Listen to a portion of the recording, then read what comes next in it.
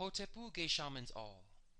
Today we discuss this deity you see on the screen, whose name is Alma, or Almom, or Almit, whose name means the devourer.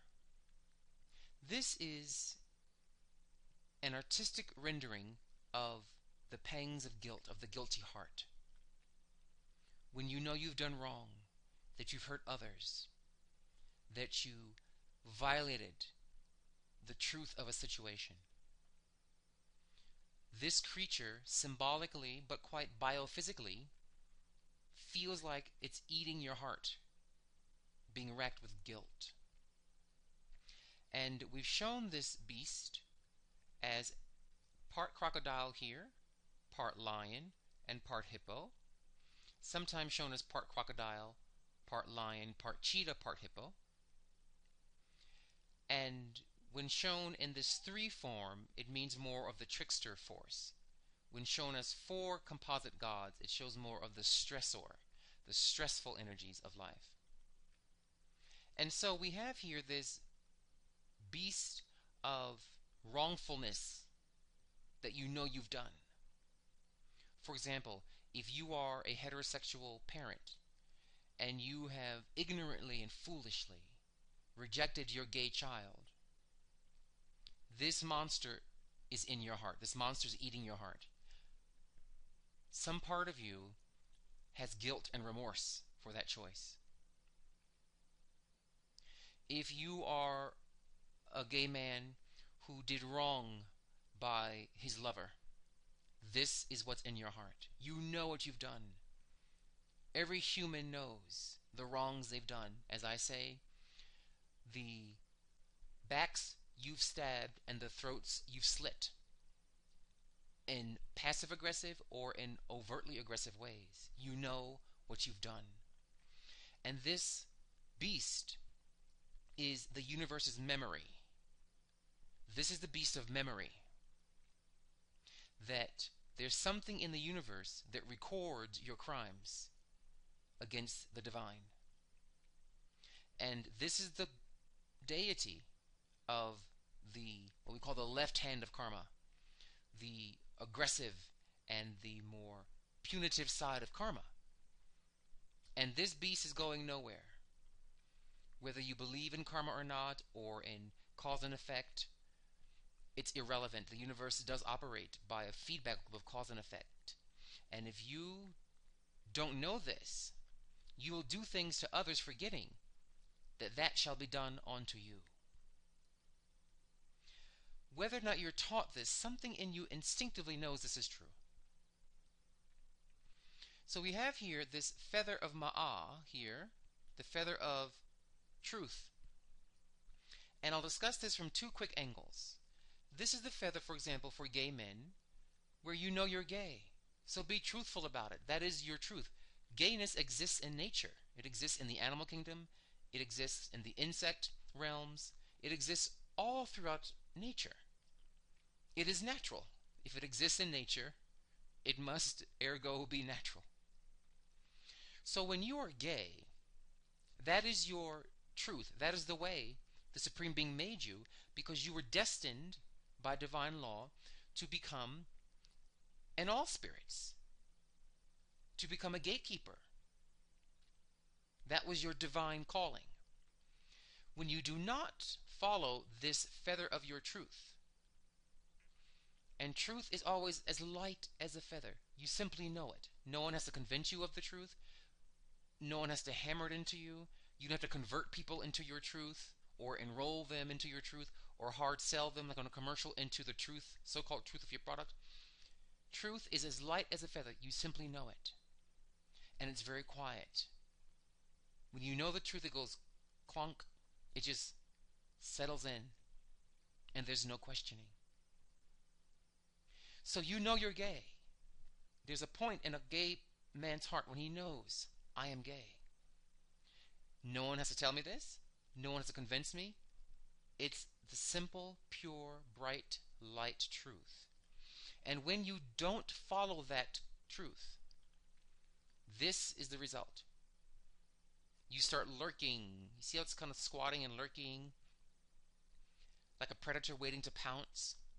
You become fearful and you coil away and you lurk in the corners and you hide yourself because the guilt of not obeying some kind of fake model of some Christian belief or some Islamic belief or some ignorant religious beliefs like these that are ignorant systems that don't understand the fullness of life. So because of those bully religions, the gay boy coils, hides away. What has to happen is you have to simply erect your feather. You see the feather stands by itself, requires no support. Truth stands alone. It stands all by itself. Requires no support, no drama, no smoke and mirrors. So on one level, Alma is what happens when you don't follow who you are. How we define who you are is quite unique and quite specific in the golden beetle and in Kemet in particular. But for example, if you are a black person trying to act like a white person, then you are violating your feather of truth. You are black. That is who you are. And when you ignore this feather of truthfulness, then this monster eats your heart. So, the first step is to look into your heart and know your truth. And the thing about truth, it's always a win-win. The truth, when spoken, always comes out in a positive win-win situation. No one gets hurt. We have some clowns, some fools who try to warp this teaching and say, well, the truth is I want to slap you across the face. No, that's not truth. That's your emotions parading as truth. Truth has no emotional push to it. There's no compulsion to it. It simply is as light as a feather. You simply know this is the right thing to do. And if you're not certain, this feather also represents what's called the oracles. So if you're not initiated and you really don't understand the laws of truthfulness, then you go to a high oracle. Then there are some things that you know are true.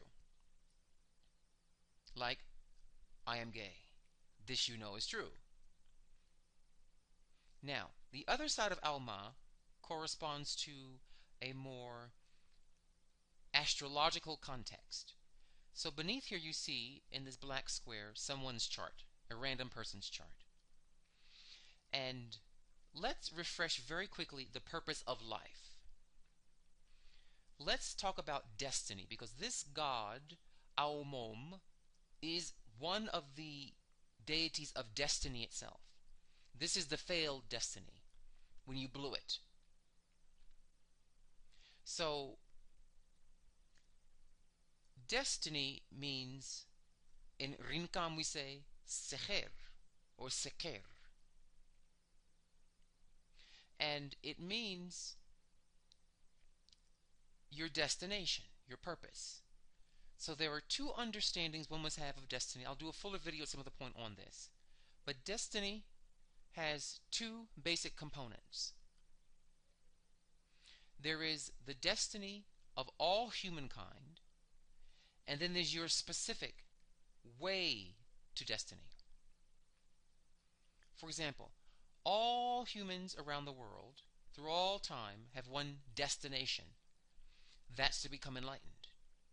This is the role of humans. And by enlightened it means unlimited consciousness, unlimited mind, able to use unlimited energy to become successful. So you use unlimited spiritual mind to influence the great cosmic field of infinite energy to make things happen successfully. That's an enlightened person. We call it an all spirits. The gay man who's able to tap any talent, any resource within, in a divine fashion, to make miracles happen for the good of all. Now, So we all as humans have a teleos, or a place we're trying to end up, and that's called enlightenment. Now, how we each get there is called your life path, your personal path to enlightenment. And that's, for example, in this case, your chart. So basically, this wheel is an x-ray of your karmas, of Ra, your life force. And very simply, you'll see you have 12 slices of the pizza pie. These are the 12 houses, pointing to 12 little symbols of the signs. So 12 signs: the bull, the twins, the beetle, the lion. And then you have little planets in color: Ra, the sun; Khonsu, the moon; Sepku, Mercury; Benoausar, the planet Venus; Bes, Uranus; Bennu, or Set, which is Pluto; Heru Desher, which is Mars; Nu, which is Neptune; and Harukapet, which is Saturn. Here we have Nekabu, or the north node, and Tehuti Apshetataui, Jupiter. So basically, the signs, the bull, the twins here, and the planets are a unit. The signs are your longings, your needs. The planets are your talents, and the houses are your results. So the signs are your needs. So for example, the bull is your need for pleasure. The planet tells you, do you have the talent to get the pleasure in a healthy way?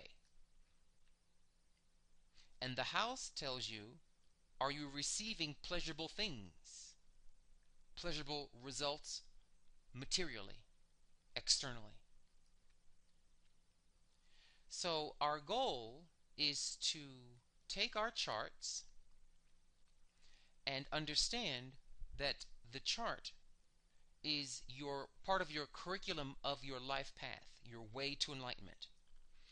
So the process of enlightenment happens under an educational context, much like a university.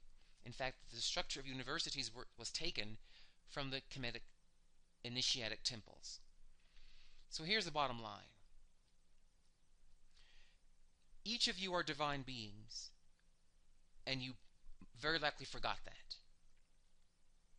And so, the Supreme Being, the universe, puts you in specific classes in life to give you a major, like in college, a major, a minor, and electives. So we do a reading called your Seed of Life reading, which reveals your major and your minor in life. What's called your two archangels. They're your master teachers. So you have to enroll in the classes of those teachers, of those two archangels, because they are going to give you your major grade and grade your minor curriculum. Then you have what's called your electives, which are classes that you must take in order to pass the University of Life. And as you go through each elective or each major or each minor class, you will be tested. And you'll either have the IQ to pass, to be middling, or the IQ to fail. So the planets represent your IQ to pass the test, to do well, middling, or poorly. The signs represent the curriculum. The planets represent how much IQ you have in that class, and the houses represent the grade you get. It's a very simple model of destiny. It's like going to college, only the college is called life. And the universe already designed your curriculum, because a student can never write their own class tests. You can't leave a student to make their own tests. They're going to cheat. So the universe writes what's going to come your way. the planets are going to tell us, are you going to tend to respond to what your tests are, your pop quizzes and your midterms and finals of life, with a high IQ response or an idiotic response? And the houses, what's happening in your houses, will be the scores. Failures, C's, D's, A's, B's. So you're supposed to get all A's in life, meaning have all 12 areas of life functioning positively, getting an A in 12 houses, 12 departments of life, 12 classes. Many people get an A in one class, a D in the other, or a C in the other, like in school you did. But initiation, as we do in the Golden Beetle with the gay men, is to educate our men spiritually so that they become magnet students, A+ students, high GPA. Not just good in one class or two or three or four, but in all 12 classes. So in your chart, there are problems with your IQ. There are things you're doing stupidly. And those dumb things, what we call afflictions to the chart, what we call in the Golden Beetle curses, where the god has cursed you in a certain area because of your bad karmas and negligence. So if you have a cursed planet, that's called Alma here. Because whenever you activate that IQ, that faculty or talent to satisfy a need, and you do it in a very foolish way, well, clearly that planet is cursed. It's dysfunctional. What they call dysfunctional in modern psychology today and on Dr. Phil and on Oprah, we call cursed. So for example, let me scan this chart here and look for a cursed planet. Let us see here. Okay. We could say here that, well, here we have Khonsu, the moon, conjunct two other planets. Now these are all what's called benefics, or good guys, planets that want to help you by helping you, by being helpful. Whereas malefics, like Hirgohuti Mars, wants to help you by hurting you. But there's something about Khonsu here who is very strong by being in the sign that he owns, what's called dignified. So he's very much at home, he's very effective. However, he's close to two other planets, even though these are good guys.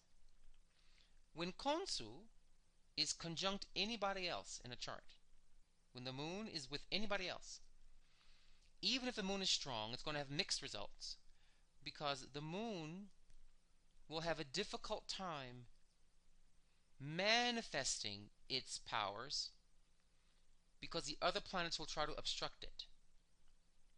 The moon does not do well when it's with other planets in a sign, meaning a slice of pizza here.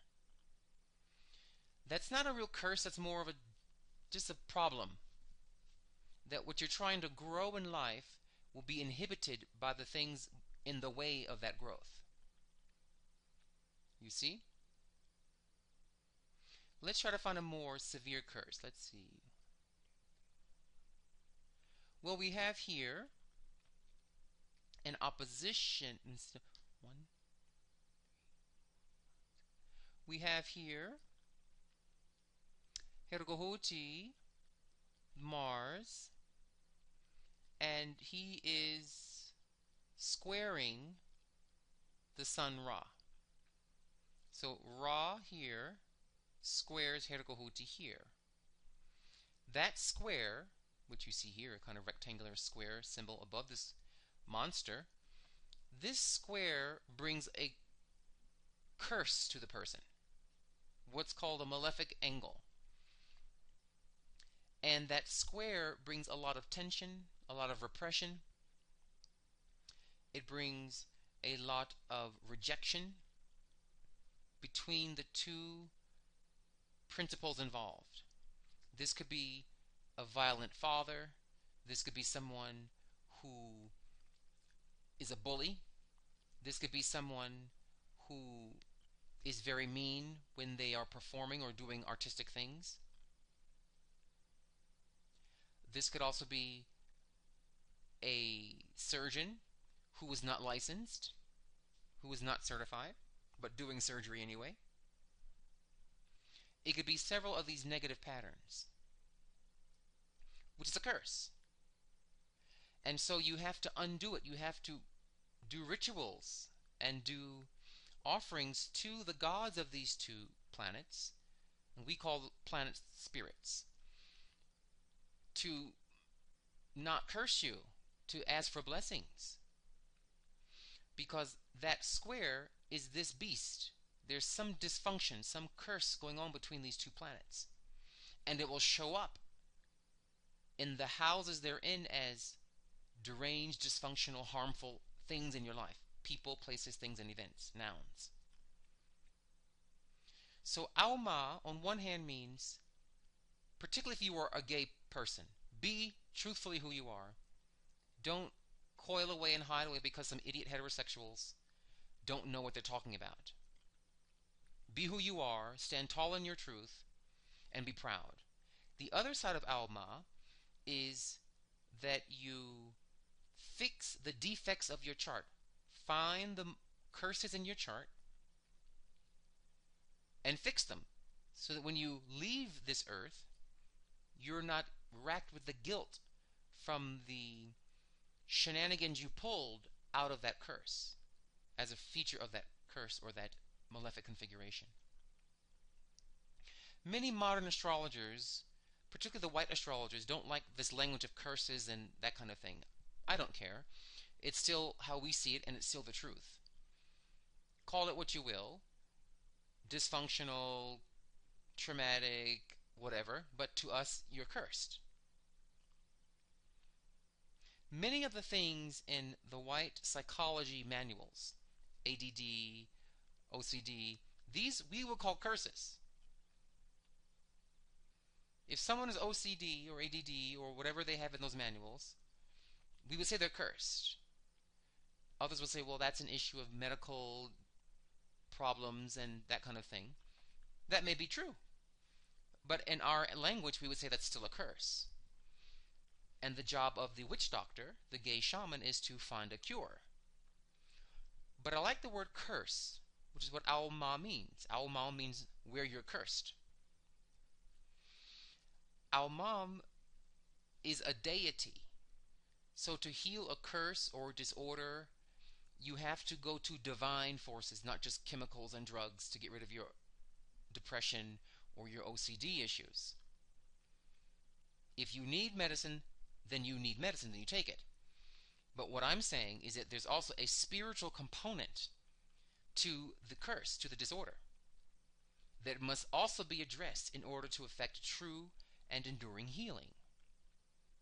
So that's why I insist that my students call it a curse, because you have to go to a divine force to undo it. So you want to look for the curses in your chart, and you want to fix those things. I added finally this image here, which was a more modern version of Alma, and you're seeing the name spelled here in glyphs, but I liked this version because it showed a more visually visceral aspect of this deity. Here you see a person who clearly has a lot of issues. Alma means your issues. Your issues is a great way to translate this word almam, almum, almit. Your issues in life. Your hot mess ways.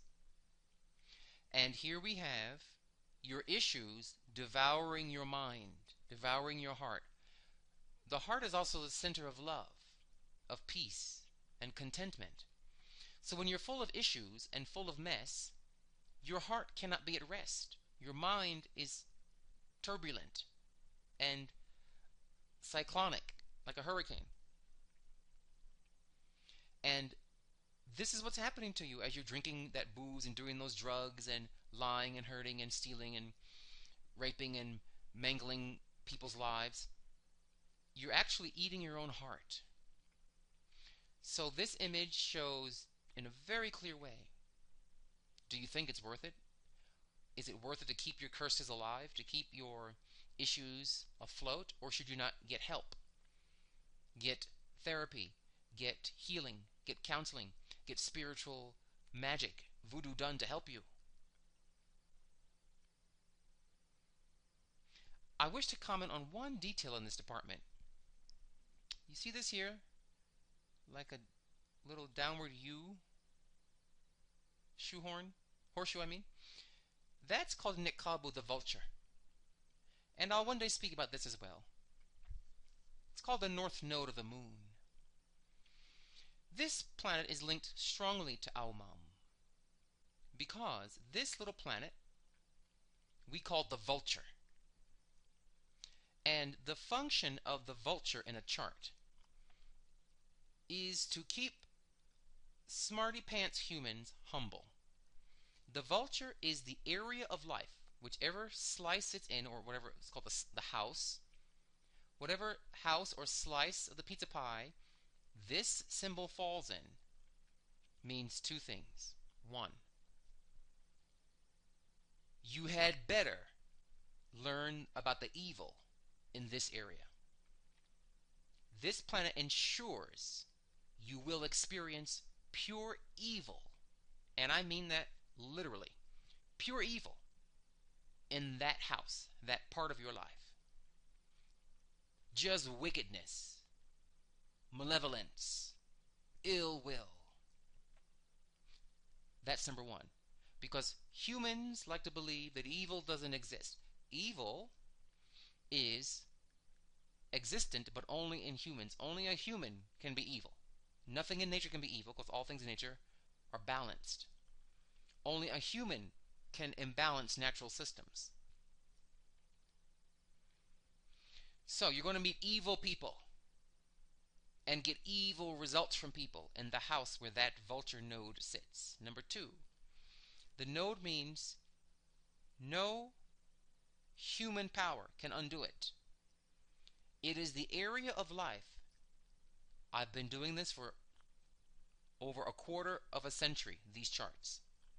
And I am telling you from absolute pure evidence, nothing you do can undo the node unless it is through voodoo. Because humans think they're so cute that their intelligence and intellect have removed them from the primitive ways of magic and that hocus pocus stuff. So the Supreme Being saw the arrogance of humans, especially white humans, and those that follow white people's corrupture, what I call their, not culture, but corrupture. And if you follow that path, you have an arrogance towards magic, towards voodoo. I don't need that. And we have many myths in our African traditions where white people said, we will not follow offerings. We don't want to do that stuff. So the Supreme Being knew that we'd forget about the ancient primordial spirits of magic. And so made this planet in everyone's chart. Because you're going to try everything in the book. You're going to try being nice in that house. You're going to try to forgive the people. Try to talk to them and make them stop being so hateful and jealous and mean to you. You're going to try to pray your way out of it. You're going to try to wait. None of that will work. All that will work is old school voodoo, that down home voodoo. And what's funny about this, when the person accepts this, that voodoo still exists and does have a place in our lives and in the universe, when they put a voodoo remedy on the house and the things this planet is cursing, it goes away very quickly. The problem, poof, vanishes. After years and years and years of trying to undo the curse of this planet, one or two voodoo spells, boom, problem solved. Proving voodoo is going nowhere, and don't you forget it. So, stand in your own truth. If you're gay, stand up. Be proud, out, and who you are. Let none tell you otherwise, especially stupid, idiotic heterosexuals. And the heterosexual bully gods. Number two, even if those bullies, heterosexuals, are your parents or friends, don't worry about them. You live your own life. Number two, Alma means the curses in your chart, your bad angles, your hard angles, your afflicted planets, and you need to fix that. Or else this will be your result. You will not complete your evolution as a spiritual being. So, may the gay community be guiltless, what's called sinless, not harming others, not lying, not telling your truth, not living the divine laws. May the feather of truth become the wings that lift my beloved gay community back to the gates of the starry heavens. Be well, Dwawend Hotepu.